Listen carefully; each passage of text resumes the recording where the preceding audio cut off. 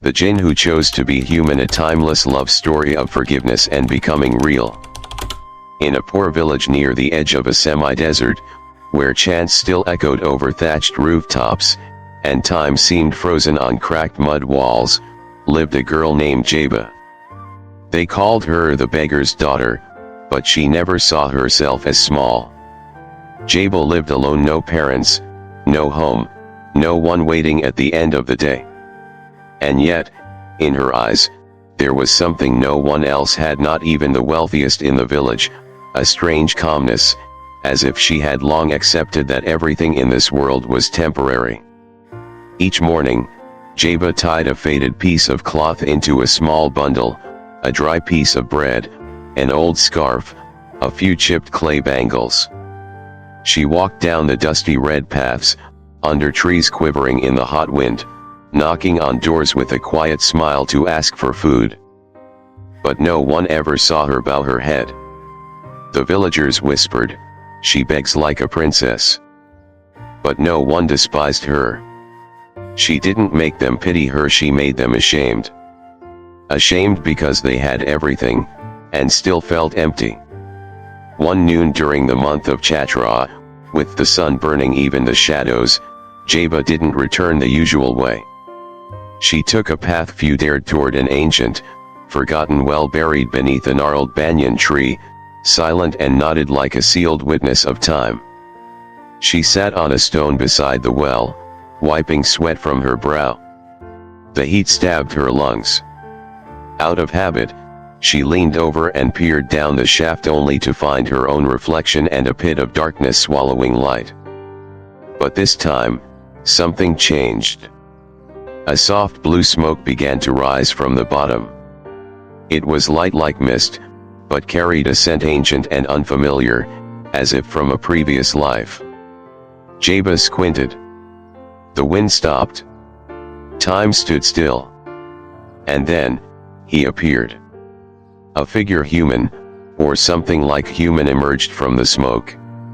Tall, robed in what looked like torn strands of moonlight. His eyes, or rather, its eyes, were twin voids filled with 1,000 years of sorrow. But Jaba didn't run. She simply looked at him and said softly, firmly, "Will you harm me? If so, I have nothing to lose, except this smile, and that's not something anyone can steal." The figure paused, stunned. "You are not afraid of me?" Jaba smiled. "I fear hunger. I fear the silence inside the heart. But you're just another lonely soul. Like me." His name was Firaz. A jinn, an ancient spirit condemned for past transgressions, bound to the old well by a curse no one had ever broken. For centuries, no one had dared speak his name until that day. Jaba was the first who did not fear him, did not beg, did not command. She simply was a tiny flame flickering in the endless dark. From that day on, she returned to the well each day. Sometimes with half a piece of bread. Sometimes with a story that wandered nowhere. They sat together, a mortal and a jinn, as if it were the most natural thing in the world. Jaba told Firaz about the village children, about the drums during the harvest festival, about the old woman who always forgot her late husband's name. Firaz listened as if relearning how to breathe after centuries of only appearing and vanishing. One morning, as Jaba approached the well, hair tousled by the wind, forehead dusted with sand, her headscarf slipping slightly, Firaz looked at her, long and quietly, and whispered, "You're the first light I've seen in 100 years." Jaba looked down, shyly. But something had begun to bloom in her heart. Not magic. Not curiosity. Understanding. And it was this understanding, not love, that was the true miracle. If you're still watching this video and wish good things for Jaba, please comment the number 6 below to let me know you're here. And if you haven't subscribed yet, I highly encourage you to do so and turn on the bell icon. Your support helps us continue creating meaningful and inspiring content for you. Summer gave way to autumn. The scorching heat of dust and stone yielded to soft winds and morning mist. On the hilltop, where the ancient banyan shaded the dry well, two figures continued to meet quietly, like a ritual no one else knew. Jaba was no longer just a beggar girl. She had a reason now to smooth her hair before stepping out, to pick a wildflower on the roadside instead of rushing to ask for food. No one noticed, but every morning her eyes turned to the old well as if someone were waiting. Firaz, too, was no longer the same. He had learned to hear the fall of a leaf. To wait for a human being without using magic. And with each of Jaba's laughs, he felt just a little more forgiven. No one had taught them how to love. No one said that when an ancient jinn and a poor girl meet, all rules begin to blur. One afternoon, the wind picked up. Jaba came late. Firaz emerged from the blue smoke with a strange unease. He had never felt time like this before. Now, every minute of waiting stretched like the years he'd spent imprisoned in the well. "You're late," he said softly, voice trembling with something he had never dared show before. Jaba laughed a laugh light as misting rain. "You have all the magic in the world. Immortality. Ancient wisdom. But it seems, no one ever taught you how to wait." Firaz stood still. And in that moment, he realized. The greatest magic wasn't turning stones into gold, or calling rain from the sky. It was learning how to wait for someone, with your heart. He held out his hand, not glowing, not smoking, no falling stars from his eyes as in the old legends. Just, a hand. Human, as if he was trying to become one. Jaba took it. In silence. They both knew this moment needed no name. No label like love or bond. It just was like a tiny crack opening between two worlds that were never meant to meet. From that day on, Jaba brought small items to the well. A broken plastic bangle. A red ribbon. A clay doll with a missing arm. Firaz received them like treasure, not for their value, but for the memories they carried. The trace of human hands. Simple affection. A glimpse into a world he never belonged to. He conjured small magic tricks, changing the color of the water when Jaba felt sad. Making flowers bloom when she smiled. But what he truly learned wasn't magic. It was transformation. Once, he had only known how to grant wishes for others. Now, he had a wish of his own. And that wish was for Jaba to stay. One day, Jaba asked, "If I am human, and you are a jinn, how can we ever walk together?" Firaz didn't answer right away. He looked deep into her eyes, then whispered, "If the feeling is real, the form is just a shell. The walls between kinds cannot keep two souls from meeting." Jaba shivered. Not from magic, but from truth. That love, if we dare call it that, didn't burn like festival fire. It glowed like embers beneath ash, quietly warm, never fading. One night, Jaba lingered at the well.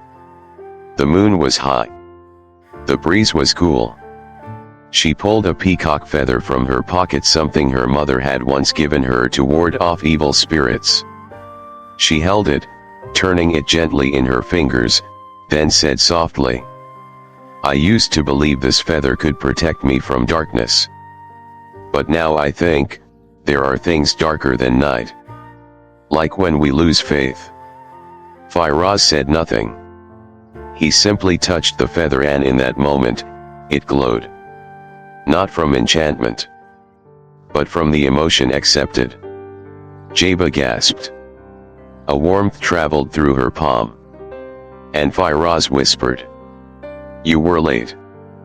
But your heart arrived just in time." At the edge of the village, near the end of the dusty road, lived an old man.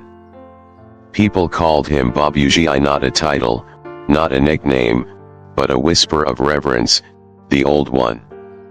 He had once been a teacher, once read many books, once believed in strange and wonderful things until reality and loneliness wore down every last dream. Babuji was bent with age, his back curved like a faded question mark, but his eyes remained sharp like a blade not yet rusted. Perhaps he had seen too many forgotten things. Perhaps that's why he no longer trusted anything that didn't belong to this world. One evening, as the season began to shift and the smell of new soil rose from the fields, Babuji passed by the old well. He saw Jeba sitting there. Not alone. Beside her was a young man, strange, out of place, as if dressed from another century. But it wasn't the clothing that startled Babuji. It was the eyes impossibly deep, untouched by the living. He froze. Jeba smiled. The young man looked at her the way only someone who had lost an entire world could, gently, eternally, and dangerously. Babuji took a step back. His old heart thumped loudly in his chest. Who is that? What is that? He didn't say it aloud. But within, an ancient instinct stirred like a serpent uncurling in his spine. That night, Babuji couldn't sleep. He sat silently by his old wooden window, eyes fixed on the dark. He was no longer just an aging man. In his heart bloomed a vague fear of something that had once happened in another life, returning in a different shape. He told no one. But every time Jeba walked past his home, he saw a shadow trailing behind her, not evil, but too vast to be named. A week passed. Babuji became quieter, uneasy. The oil lamp in his home stayed lit through the nights, and in its flickering light, faded memories returned. The old well. The legend of a jinn imprisoned beneath it. A curse never broken. And once, long ago, a girl who vanished after falling in love with a wandering spirit. One morning, he stood in the middle of the village path and blocked Jeba's way. She was surprised, but still greeted him politely. Babuji, are you looking for me? He didn't answer right away. He looked at her for a long time, trying to tell if she was still the same orphan girl, or someone now entangled with a world no mortal should ever touch. Then he asked, "Why do you go to that well every day? And who is that man?" Jeba looked down. She wasn't afraid. But for the first time, she couldn't simply smile to erase the doubts. His name is Firaz, and he's not like anyone else. But he hasn't harmed me. On the contrary, he's the only one who's ever made me feel real. Babuji fell silent. He knew that name. Firaz, the jinn who had been imprisoned for centuries because he bore the forbidden heart, one that could love a human. He whispered, "Do you understand? Your world and his, they can't overlap. You're walking the thinnest line between love and destruction." Jeba replied, without a smile this time, "I don't need the world. I just need one person. And if my heart isn't afraid, then what is there left to fear, Babuji?" That night, it rained softly. Babuji wrote a letter, one he never sent. He wrote, "I've seen that look once before in my life. Before the girl disappeared with the jinn. I don't know whether to protect or to intervene. I only know this. If this love is real, it will survive every curse. But if it isn't, they will both be swallowed by a darkness that no name can capture." Then he burned the letter. And for the first time in years, his eyes blurred with tears. Not from fear, but from compassion. Compassion for a human soul. And one that wasn't both walking toward each other, despite the shadow around them. Jeba sat by the well as usual, but there was no smile on her face. The dry leaves cracked beneath her. The ground felt cold like a soul losing its direction. There were no birds, no breeze. Only her and a silence so deep it seemed one could hear the sound of a closing heart. Firaz appeared. No smoke. No light. No sound. He simply emerged as if a memory had been summoned into shape. "You seem off," he said. Jaba nodded gently, eyes lowered, avoiding his gaze. "Babuji, I saw us." Firaz exhaled quietly, but within it was a breath of worry unlike anything he'd known before. "And, what did he say?" "That I shouldn't trust someone from another world. That loving a jinn is like trading your soul." Firaz was silent. He couldn't deny it. He knew some curses still lingered in the earth, waiting for innocent love to awaken them. "Do you think he's wrong?" Firaz asked, voice light as mist. Jaba lifted her head. In her eyes was something not anger, but searching. "I don't know. But I'm scared. For the first time, I'm truly scared. Scared not of the jinn, but of walking between two worlds and not knowing which was real. Scared of the eyes watching her like she was a criminal crossing a forbidden line. Scared that even she had begun to doubt what her heart once knew for sure." Firaz stepped closer. For the first time, he looked more fragile than any human. "Jaba, if I leave, would things go back to the way they were?" Jaba gasped. "You can't say that. Don't. I don't want you caught in between. Between a father and something born of darkness." Jaba held his cold hand tightly. "No. Don't call yourself darkness. You're the only light I've ever seen in this life." And in that moment, they understood. Love isn't destroyed by differences. It's destroyed by the fear others project onto it. That night, Jaba couldn't sleep. She sat by her tiny window, tracing meaningless lines in the dust on the glass. In her mind was Babuji, his face not angry, just aching. Like a father watching a daughter step towards something he couldn't protect her from. And she realized. Loving a jinn wasn't wrong. But loving in a world that wouldn't accept it, that was the true sorrow. The next morning, Jaba made her decision. She came to Firaz, holding nothing, no flowers, no bracelets, no promises. "We need some distance." Firaz didn't ask why. He understood as if he'd been waiting for this day for a long time. "How long?" "Until I can stand beside you without making Babuji tremble. Or, until I can face his gaze without shaking myself." Firaz nodded. He didn't protest. Didn't rage. He simply stepped back, and for the first time, Jaba saw something in his eyes. A single drop of water. Not magic. A real tear. He vanished. Not in smoke. But with the quiet grace of a soul learning how to let go. In the days that followed, Jaba tried to return to an ordinary life. She cooked. Cleaned. Sat beside Babuji as he told old stories. She never mentioned the jinn. Never the well. Never love. But in every glance, every breath, Babuji knew a part of Jaba was still wandering, somewhere beyond this world. One afternoon, as she brought him a cup of hot tea, Babuji gently placed his hand over hers. "You still think of him, don't you?" Jaba didn't deny it. She simply whispered. "Yes. I can't forget the one who made me believe I was worthy of being loved." Babuji stared at her for a long time. And in his eyes for the first time there was no fear.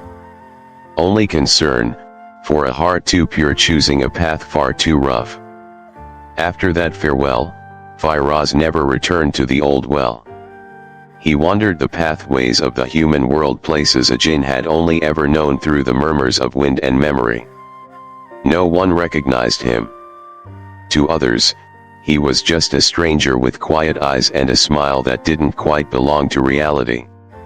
He settled in a small valley village, where children ran barefoot through the mud and elders chewed betel leaves on moss-covered porches. There, Firoz began to live without magic. One day, screams echoed from the forest near the village. A child had gone missing. Panic spread. No one dared enter the forest after dusk. But Firoz without spells stepped in with only his heart. He didn't shapeshift. He didn't summon smoke.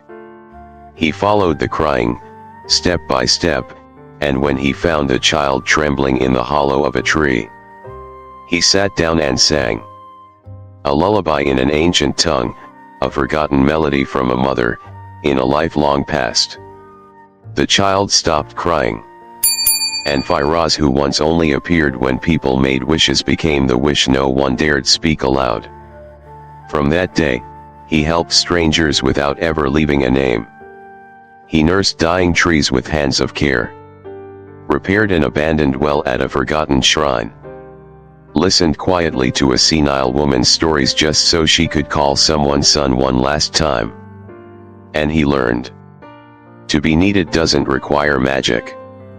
Only sincerity. At night, he returned to sit beneath a tree, not the old banyan of the well, but a tamarind on a mountainside. There, he closed his eyes and whispered, "Jaba, can you hear me? I'm changing. Not to become human, but to be worthy of the simplest thing. To walk beside you without hiding who I am." The wind carried his words far. Very far. Perhaps all the way to the rooftop where Jaba slept. Or perhaps just to the edge of the old well, like a prayer that never formed fully. Jaba, too, was changing. She didn't speak of Firoz. But each morning, she rose early to brew tea for Babuji. No longer silent, she listened to his stories, asked about his youth, about his mother, about things he'd never spoken aloud. And Babuji, the man who once stood like a wall between her and love, began to soften, piece by piece. One evening, he hesitated, then asked, "If one day, he returns, will you leave again?" Jaba didn't rush to reply. She only said gently, "I'm not going anywhere. But if someday, you look into his eyes and see not danger but see me in them, then maybe you'll invite him into our home. Won't you?" Babuji looked down. And in his chest, an unspoken yes began to take shape. Elsewhere, Firoz sat on a grassy hill, gazing up at the star-filled sky. He no longer had the power to summon light. But for the first time in centuries, he saw the beauty of darkness. No need to fight. No need to appear. Just to be fully present. And that made him more real than ever before. That evening, the sky held no sun. But no rain either. It wore a cloak of smoky violet, a color known only to those who've waited long enough, the hue of unexpected reunion. Jaba sat alone by the doorstep, fingers playing with a red thread, the same thread she once tied around Firoz's wrist, laughing, "So you won't disappear on me again." Weeks had passed since their parting. She no longer visited the well. No longer prayed. But every night, she dreamed the same dream where Firoz didn't fly, didn't cast spells, didn't glow. He simply sat, quietly, resting his hand on her knee like a husband. Like the shade of a familiar tree beside a quiet home. Some mornings, she'd wake up and place a hand on her chest. And find it still warm. Still there.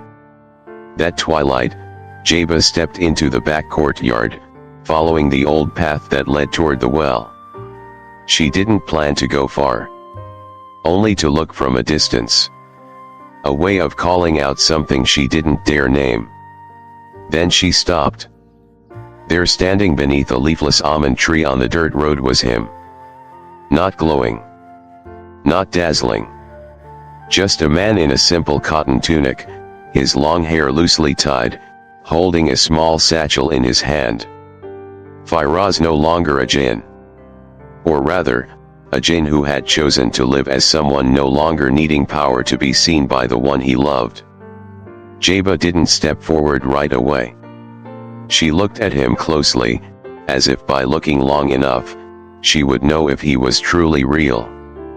Firaz smiled, that same soft smile he wore the first time he asked, "You're not afraid of me?" "I came back because I think it's time we walk together. Not as a jinn and a human, but as two souls who were once lost, now finding the same path, at the same time." Jebo moved closer. Each step echoed in her chest like the ringing of temple bells. She didn't ask, "Where have you been?" Didn't say, "I missed you." She just stayed silent, like someone who had learned how to love without needing words. And when their hands met, there was no fire, no divine light, only warmth. So real it made Jeba whisper, "I used to think that if you ever returned, it would be with thunder and miracles. But now I understand the things that stir the heart most, arrive ever so gently." Firaz nodded. "I used to be something no one dared believe in. Now, I only want to be something you can lean on." That night, they didn't return to the well. They sat instead beneath the bare old almond tree. Firaz pulled a small jar from his satchel. Inside were seeds. "Where I've been these past few months," he said, "they taught me how to plant things. I have no powers anymore, so every sprout needs tending. I want to grow something here, so that each day you walk by, you'll know someone once stood here for you." Jeba gazed at the seeds like they were a miracle. Not because they would bloom, but because they were offered by hands that once knew only magic, now learning how to plant life. She took the jar and placed her hand over his. "If I helped you choose to live as a man, then you helped me believe that some kinds of love don't need reasons, they just need to be lived." That same night, Babuji stood by the old window. Moonlight shimmered across his face. He couldn't see them clearly, but he felt something had changed. Not the presence of a jinn, but the return of something he thought the world had long abandoned: faith. The next morning, the sky was unusually clear. As if even the clouds had stepped aside, not to block the important thing about to happen. Jeba rose early. She didn't comb her hair, didn't pick a wildflower to tuck into her scarf. Today, she needed honesty, not adornment, so her beloved old father could see something new, yet not unfamiliar. She turned to Firaz, who sat quietly under the eaves, watching sparrows chirping by the water trough. "Today I'm going to take you to meet Babuji." Firaz said nothing. He simply stood, dusted off his plain cotton tunic. No regal robes, no magical mist. Just a man who had learned how to stand tall without hiding who he was. Babuji was steeping tea. The scent of dried leaves filled the small kitchen. He felt the presence behind him even before the footsteps. "Babuji." Jeba's voice rose, gentle, like a dry leaf touching still water. He turned around. Firaz stood there. He didn't flinch, didn't bow. But his eyes were not challenging. They were simply waiting to be forgiven. For a few seconds, all three stood in silence. No words. Only gazes given and returned, like time folding in on itself to bring them to this single moment. Babuji poured the tea. His hands trembled slightly, but his voice was steady. "Sit down." They sat together around the old wooden table. Steam rose from the cups. Outside, sunlight passed through the trees, casting patches of gold on the ground like small rivers. Babuji spoke first. "I don't need to know who you were. I just want to know, what will you do for her if one day, life doesn't go the way you want?" Firaz met his eyes. No hesitation. "I didn't come here to change her life. I came to walk it with her even if there's nothing left to hold on to." Babuji narrowed his eyes. "You were once a jinn. And I once thought power was everything. But now, I know being trusted is harder than any magic." No one spoke for a long while. But something in Babuji's gaze began to soften. He sipped his tea, then turned to Jaba. "You really believe this one can stay?" Jaba nodded. Slowly. Steadily. "I don't know what the future holds. But if one day I have nothing but these two hands, I want to know there's someone who'll still hold them, and ask for nothing." Babuji placed his cup down. He stood, walked to the front steps. Before stepping outside, he turned, his voice as light as dust in morning sunlight. "If she cries because of you, I won't say a word. But if she's ever too afraid to cry because of you, then you'll know exactly where you went wrong." Then he left. No blessing. No rejection. But in his eyes for the first time there was no ghost of past losses. Only a father, learning how to let go, so his daughter could chase happiness in her own way. Jaba and Firaz sat for a long time afterward. No more words were needed. No definitions. Because they knew being welcomed into a father's home, not through status or explanation, but through restored trust, was the greatest miracle love could ever offer. Firaz looked down at his hands. Once, he used them to summon fire, to command wind, to call down lightning. Today, he only wanted them steady enough to hold a teacup without letting it fall. And in that moment, he stepped fully into life. Some places never change with time, like the old well at the edge of the village. Rain or shine, the banyan tree stood still, a silent gatekeeper. Its roots curled around the mouth of the well like invisible chains. Dust-covered moss covered forgotten memories.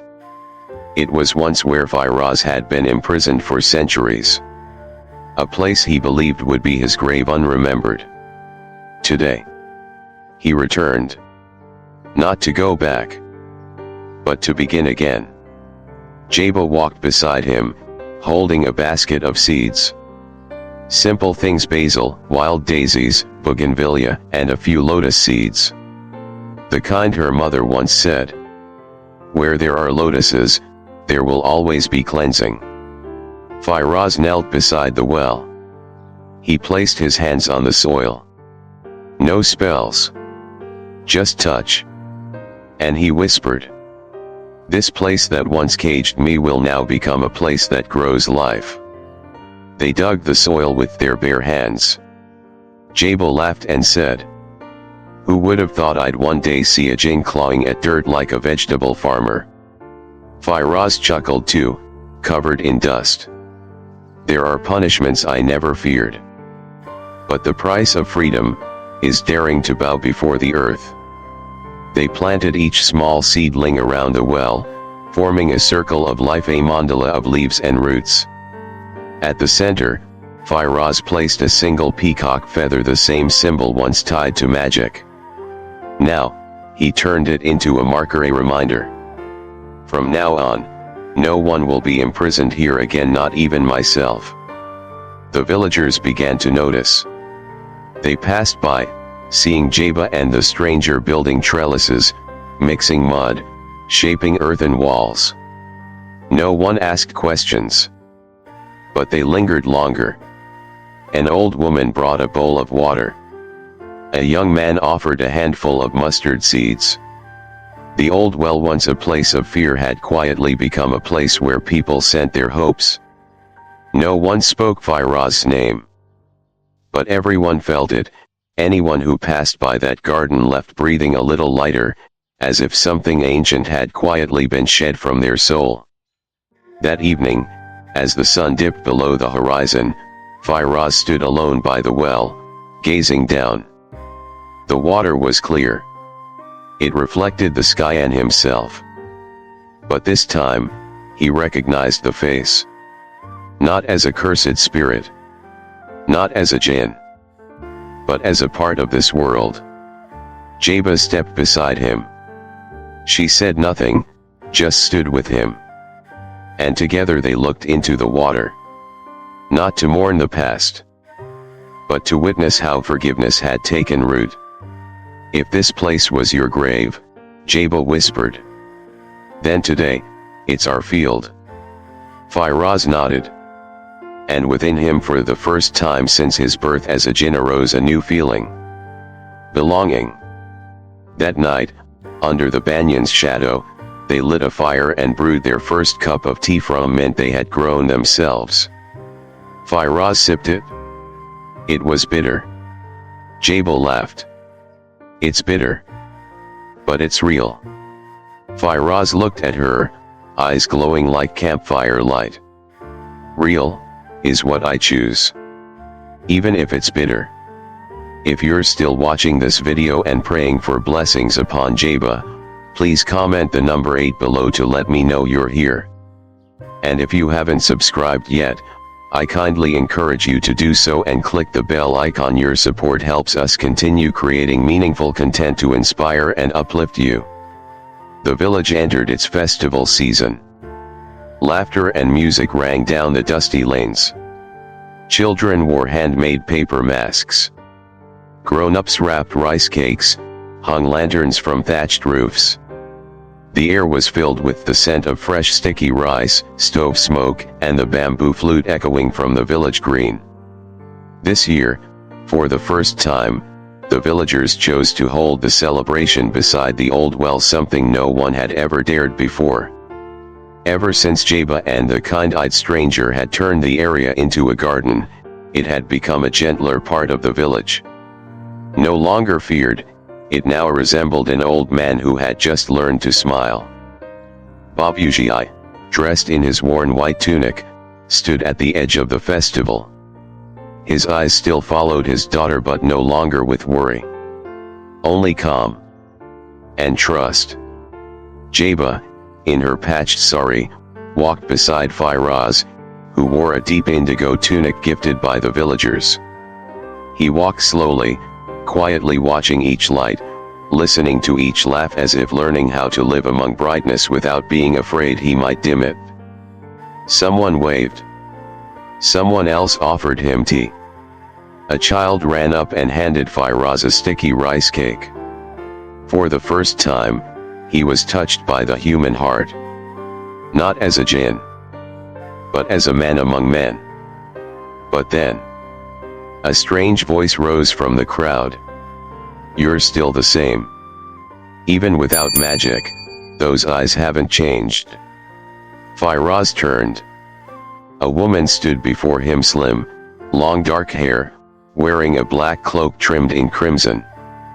Her eyes, deep as forest night, bright as mirror water, were not of this world. Jeba felt a chill crawl up her spine. Not from the wind, but from a familiar, ancestral fear, as if she'd been written into the wrong story. Firaz froze. He whispered, "So, you still remember my name?" The woman gave a soft, bitter smile. "Your name? Firaz is just your name in this life. I remember the name you had when you were a minor god who betrayed me to save a drowning mortal at the stone well." Everything around them faded. Not from magic, but because the past had come flooding back. Her name was Sarah. A female jinn once Firaz's companion in spiritual cultivation for thousands of years. They had shared everything, magic, power, even immortality. Until the fateful day when Firaz broke the sacred law of their kind. He gave up part of his immortal essence to save a human life. An act considered the highest sin in the jinn world. Sarah, who had been destined for the title guardian of the winds, was demoted alongside him. But in her heart, a curse lingered, one that was never spoken aloud. You think you can bury that past beneath a vegetable patch and a poor girl? Her voice was sharp. But in her eyes, there was water. Firaz stepped forward. I didn't kill you. But I didn't save you from the same loneliness I carried. That I won't deny. Sarah turned to Jaba.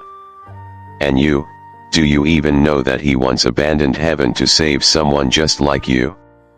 And that woman swore she'd love him forever. Jaba didn't falter. She stood tall, eyes locking with the storm of the past.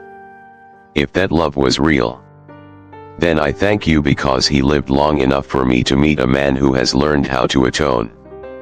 And if the past is blood, then I ask to plant flowers in its wounds, not to hide them, but so they can bloom again. The wind howled. Lanterns swayed. Sarah stood still. Then nodded, not in forgiveness, but in acknowledgement.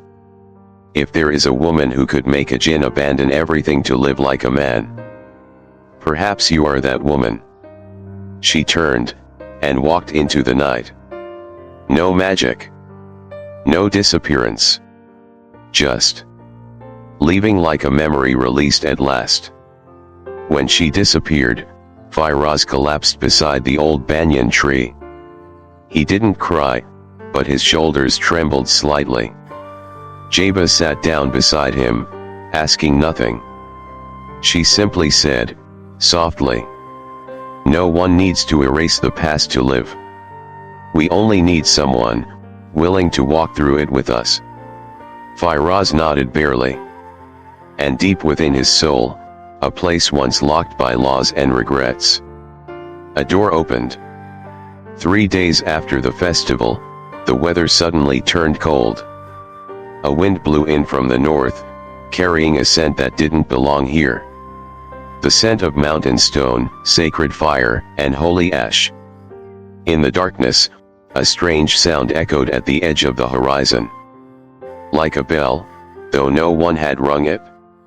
Only one person heard it, Firaz. He woke with a start in the middle of the night. Next to him, Jaba still slept. Her breath was steady. Her face peaceful.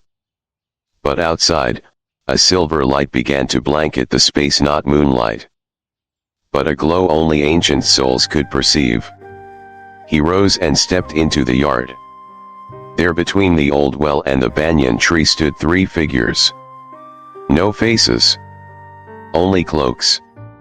Each radiated a force, fire, wind, ice.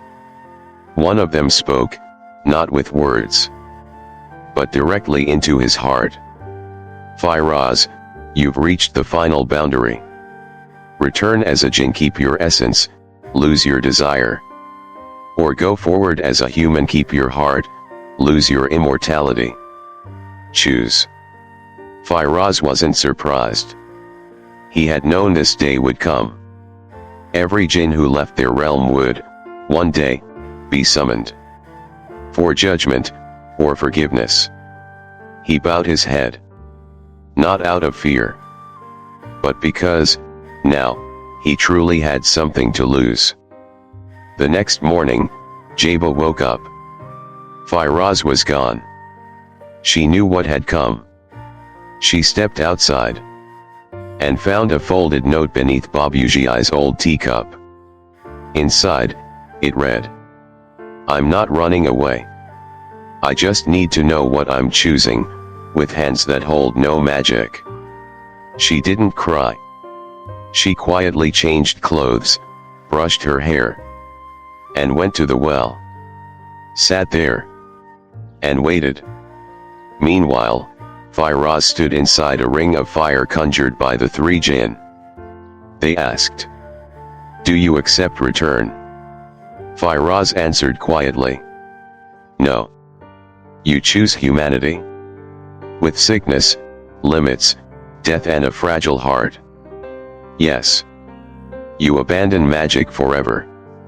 "No, I don't abandon. I release." The three jinn looked at one another.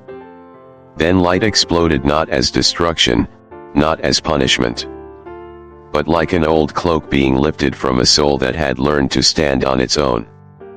One final voice echoed, "From now on, you are no longer jinn. You will feel pain.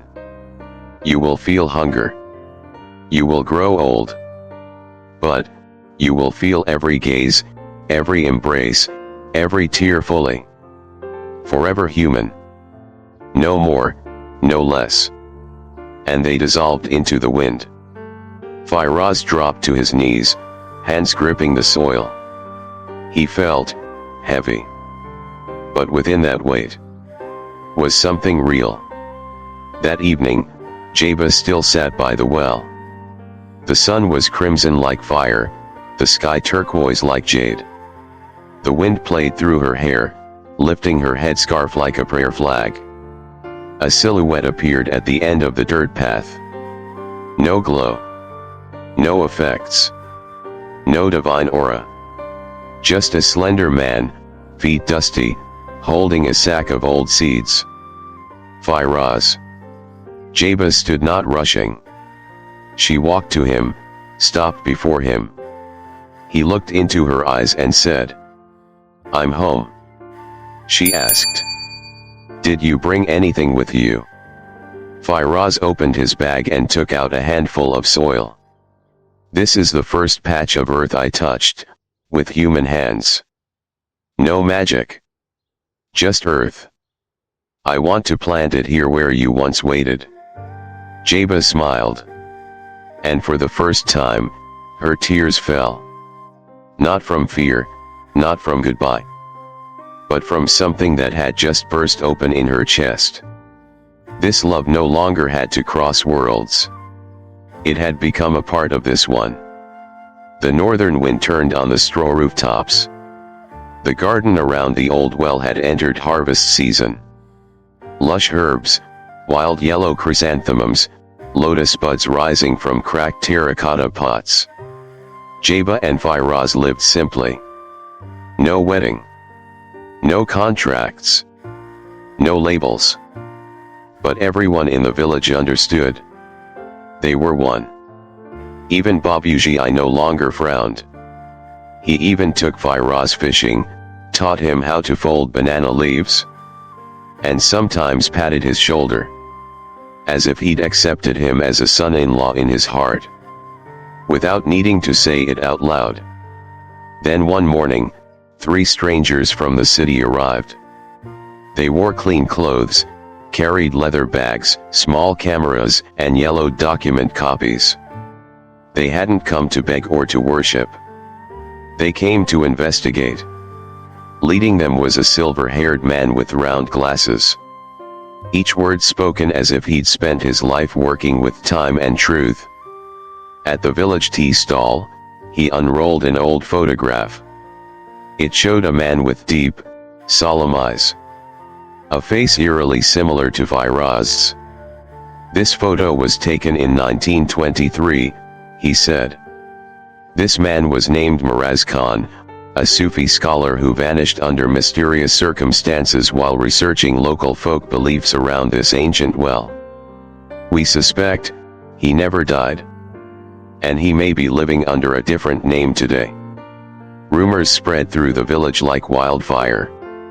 Though no one said anything to Jaba's face, the looks began to change.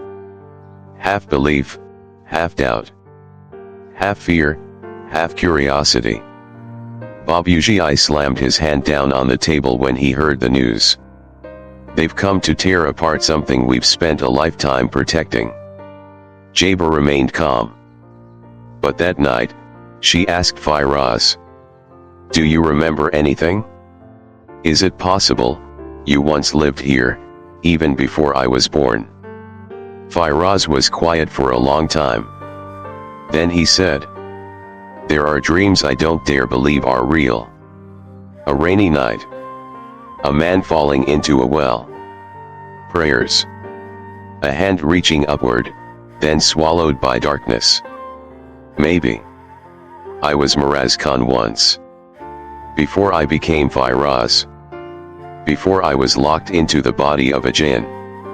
Jaba didn't panic. She just looked at him with eyes like a lake after rain. If you were once human, then choosing to be human today is even more precious. Because it's not surrender, it's return. The next morning, the man from the city knocked on their door. Jaba answered. Firaz was already seated, waiting. "You can ask anything," he said.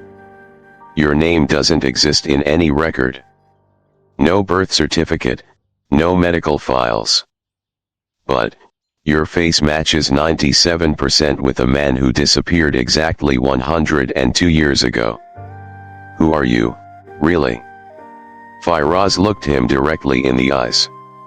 With the gaze of someone who had once been a god, a monster, a sinner, and now, a gardener of chrysanthemums beside a well.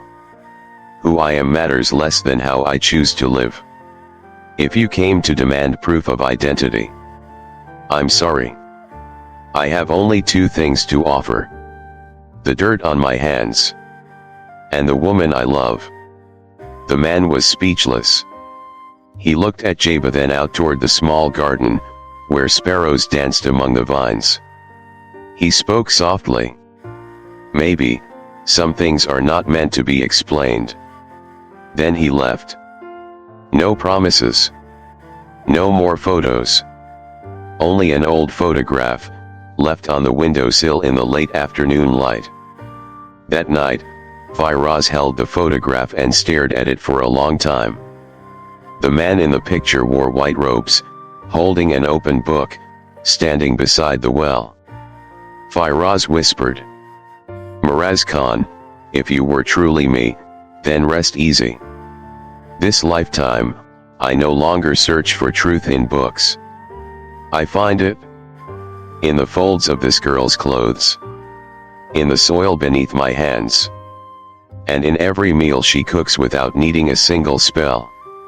Jaba took his hand. They sat in silence by the flicker of an oil lamp like two people who had forever given up all magic to keep a small but utterly real present. That night, it didn't rain but there was thunder. Jaba fell ill past midnight. She panted, skin hot as flame. Sweat poured from her forehead, her lips dry and trembling. Firaz panicked. Not from blood. Not from death. But from helplessness. He couldn't summon rain. Couldn't turn water into medicine. Couldn't become a bird and fly her away from pain. All he had were his bare hands. And a frightened heart. "Babuji," I ran to fetch the village healer. But the old man only shook his head after checking her pulse. "She's not just fevered in body, something inside her is burning. A flame that doesn't belong to medicine." Firaz understood. It wasn't illness. It was the residue of ancient magic. The kind that had slumbered in Jaba when she loved a jinn. Touching the soul's corners no human was meant to reach. And now, with no one left to guard it, the magic had turned back to consume her. He knelt beside her. Jaba murmured wordless his name, like a lost child whispering home. Firaz held her hands. And for the first time in hundreds of years of wandering souls, he learned how to pray. Not in jinn chants. Not in mythic rites. Not through any power he had once known. Just a whisper. From someone who had learned how to love. If there's even one shard of light in this endless sky, please shine it on her. If there's a Buddha, a God, a grandmother spirit who once loved humankind. Please hear me. Even though I am no longer a jinn. Even though I am no one at all. He bowed his head against the hem of her clothes. I am only a man. Willing to trade every future life. Just to keep one day, with her. And so, the night passed. No magic was performed. Only herbal tea. Cool cloths. A soft lullaby Firaz made up. Because he had never sung to anyone before. Only love remained. Dawn. A cold breeze slipped through the window. The first light of morning spilled across the earthen floor. Jeba opened her eyes. She said nothing. But her gaze met Firaz's. Like someone who had just crossed the boundary of death. And found the one who had never left her side. Firaz held her hand tighter. No words. None needed. And in that moment, Babuji standing at the door stepped quietly away. Leaving behind two souls. Who had finally reached each other. Not through flesh. But through all the lives they had endured. A few days later, when Jeba had recovered, Firaz began writing the first page of the journal left behind by the city man. Date. Today, I truly believe. There is no magic greater than real love. No immortality worth living more than the moment someone opens their eyes. And sees you there. And no ending is sad. If we love with everything that remains. After the magic has faded. Jeba stepped into the yard, holding a hand-stitched towel. Still craving eggplant stew. Firaz looked up and smiled. There's no spell tastier than your cooking.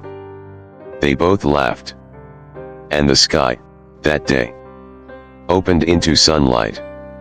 Thank you for joining us today. We'd love to hear from you. Drop a comment below and share one thing this story taught you. And how you'll carry it into your life. Your voice matters. Reading your reflections brings strength, healing, and inspiration to us all. If this story moved your heart, please like, subscribe, and share. Your support helps us continue crafting stories that awaken the soul. Thank you for watching. And we'll see you in the next video.